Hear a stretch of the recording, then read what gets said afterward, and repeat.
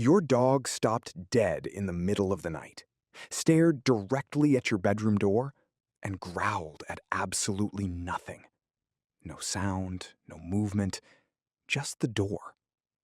And then it walked over and pressed its body against your legs. What did it know that you didn't? Welcome. I'm Dog Secrets. If you're new here, subscribe now. We go deep into the hidden world of your dog. There are things your dog does every single day that most people laugh off as cute or random. But every single one of them has a meaning. And by the end of this video, you will never look at your dog the same way again. Let's start with something that happens in almost every home. 1. They bark at nothing. You're sitting on the couch, everything is calm, and then your dog suddenly snaps to attention, locks its gaze on a wall, a corner, or a closed door, and starts barking. You get up, you look. There is absolutely nothing there. You tell them to stop. They don't. Not for a while. Here's what's actually happening. Dogs don't live in the same sensory world you do. Their hearing reaches frequencies nearly 4 times beyond what the human ear can detect. That means your dog can hear a mouse moving inside your walls, a conversation happening 2 floors above, a car engine that hasn't even turned onto your street yet. Their nose is even more extraordinary. While you have around 6 million scent receptors, your dog has up to 300 million. A smell that means nothing to you, a trace of something carried in through a ventilation crack, can hit your dog like a full alarm system. That empty corner is not empty to them. And here is what most people miss about the bark. It isn't panic. Watch your dog's body language the next time it happens. Ears forward, chest out, steady on their feet. That's not a frightened animal. That's a guard doing their job. The message is, I see it, I'm on it. Now, here's something worth thinking about, and I genuinely want to know your answer, so drop it in the comments. Has your dog ever barked at something with that intense, focused energy, and later you actually found out something was there? A pest in the walls, a stranger outside, anything. Write it below, because the stories people share on this are fascinating, and I'll be reading every single one. 2. They follow you from room to room. You stand up from the couch, they stand up. You walk to the kitchen, they follow. You go to the bathroom, they sit outside the door. You move again, they move again. It can feel a little suffocating, like you can never be alone. But what's really driving this behavior goes back tens of thousands of years. Dogs are pack animals. In the wild, being separated from the group wasn't just uncomfortable, it was dangerous. Isolation meant vulnerability. Closeness meant survival. That instinct never left. It evolved, and now it points directly at you. You are the pack. When you move, the pack moves. Staying close to you isn't clinginess, it's loyalty operating at a biological level. But there's more to it than that. Dogs are highly attuned to routine and pattern.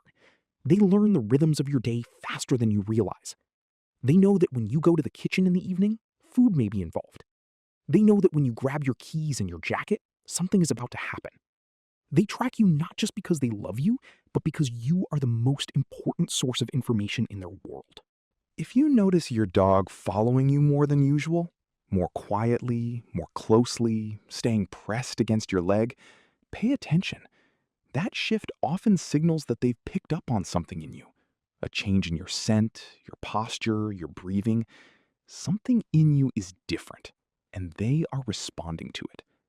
They are not being needy. They are watching over you. 3. Their tail tells a completely different story than you think. Most people believe a wagging tail means a happy dog, and sometimes that's true. But it is far from the whole picture, and misreading it can actually get people bitten every year. Here's what the research shows. The direction of the wag matters. Studies have found that when dogs feel positive emotions, seeing someone they love, anticipating a reward, they wag more to the right side. When they feel negative emotions, uncertainty, anxiety, something they're not sure about, The wag shifts to the left. The height of the tail matters. A tail held high and wagging in tight, fast strokes often signals high arousal. Excitement, yes, but also alertness, dominance, or tension. A tail held low and moving in slower, wider arcs signals submission, calm, or appeasement. A completely still, raised tail is not contentment. It is focus. It means your dog has locked onto something and is deciding how to respond. And the tail tucked tightly between the legs, that is fear. Not disobedience, not attitude, fear. Your dog has been speaking this language every single day, and now you know how to read it. 4. They yawn when nothing is tiring. You're sitting with your dog. Nothing unusual is happening, and they let out a long, slow yawn. You think they're sleepy or bored. They are almost certainly not. In dog communication, yawning is what behaviorists call a calming signal. Dogs use it the way a diplomat might raise a hand, to de-escalate, to express discomfort, to signal that they are not a threat and they need the tension around them to lower. Watch when it happens. If someone approaches them too fast, they yawn. If voices get louder around them, they yawn. If you're having a tense moment and they're nearby, they yawn. If a stranger crouches over them instead of giving them space, they yawn. They're not tired. They're telling you and everyone around them that they need a moment, that something feels like too much. It also works the other way. When you yawn at your dog during a stressful situation, many dogs will visibly relax. They understand the signal. It is a shared language, and you've been speaking it without knowing it. 5. They sniff everything on a walk, and they will not be rushed. You want to make progress. You have somewhere to be, or you've already been walking for 20 minutes, and your dog has barely moved because they are intensely focused on the base of one particular lamppost. You tug the leash. They plant their feet. Here's why.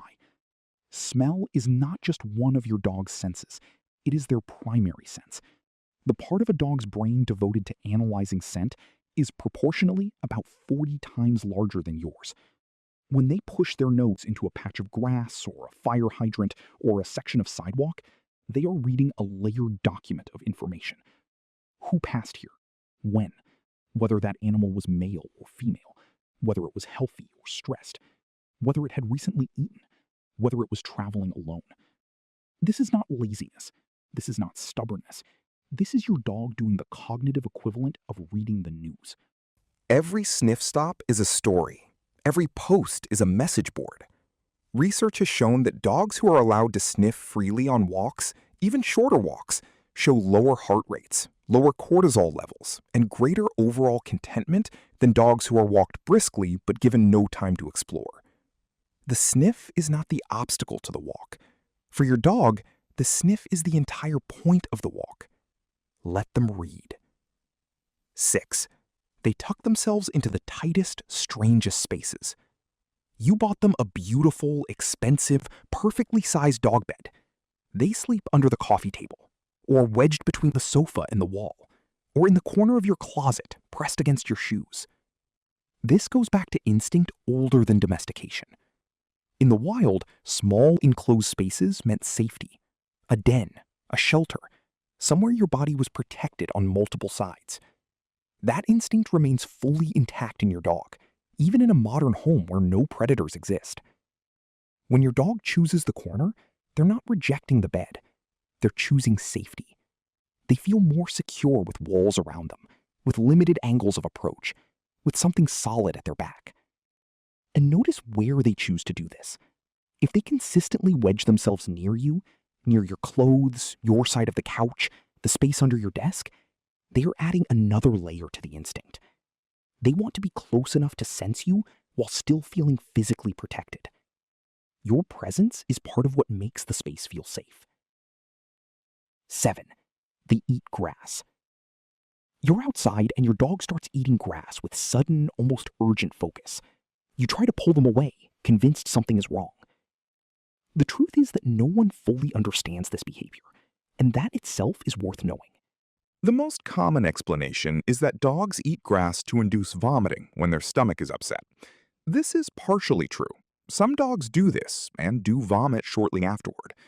But studies have found that the majority of grass-eating dogs show no signs of illness beforehand and do not vomit afterward.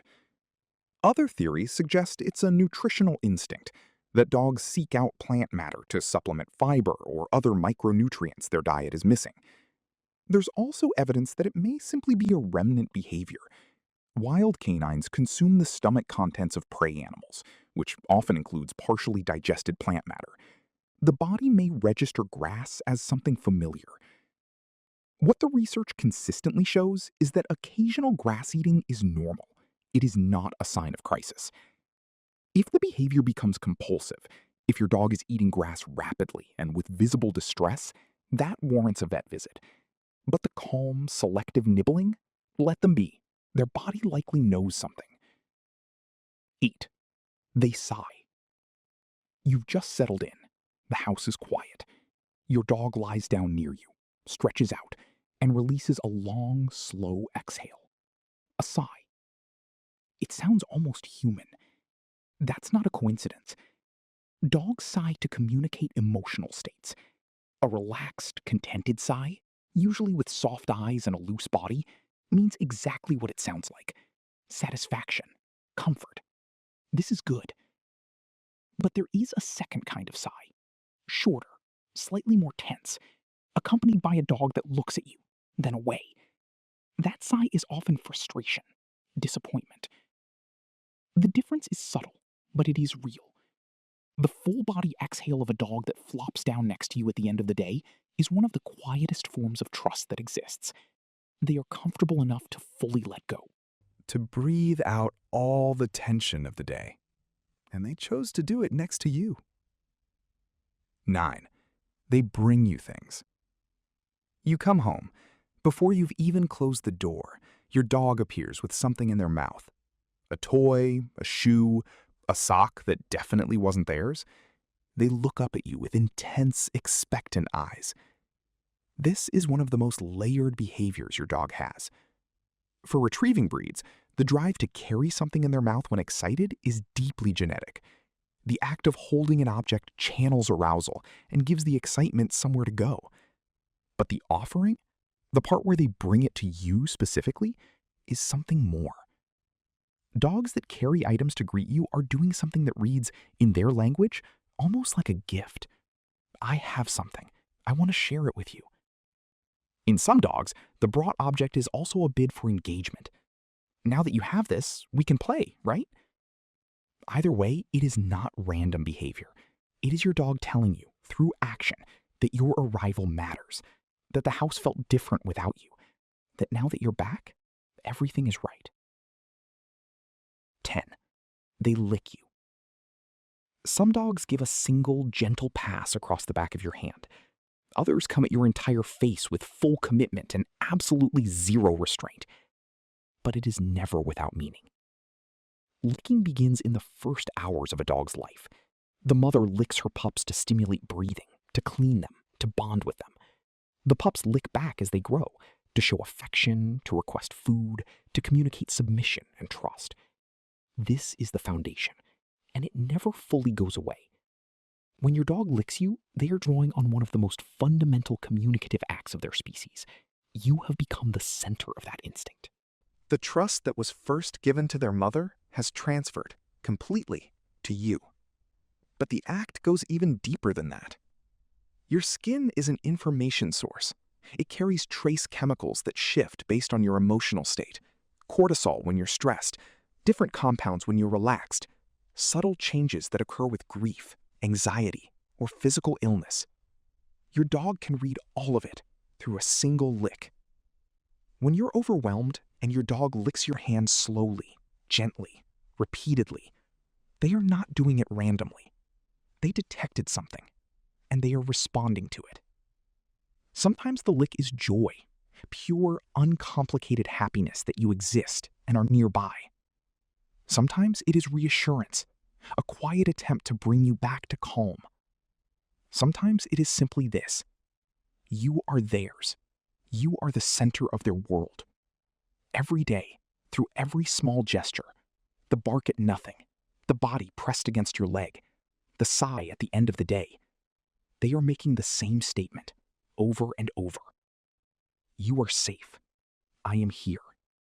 You are home. You now understand what your dog has been saying this entire time. But there is one behavior we haven't covered. The one that happens when your dog encounters a person who makes them uneasy. Not a noise, not a smell, a specific human being. Watch the next video, because the way dogs read people, their intentions, their energy, the things they're trying to hide, is something most humans will never be able to do. If this video gave you something, hit like and subscribe to Dog Secrets. Leave a comment with your dog's strangest behavior. I read every single one, and some of what you share genuinely surprises me. I'll see you in the next one.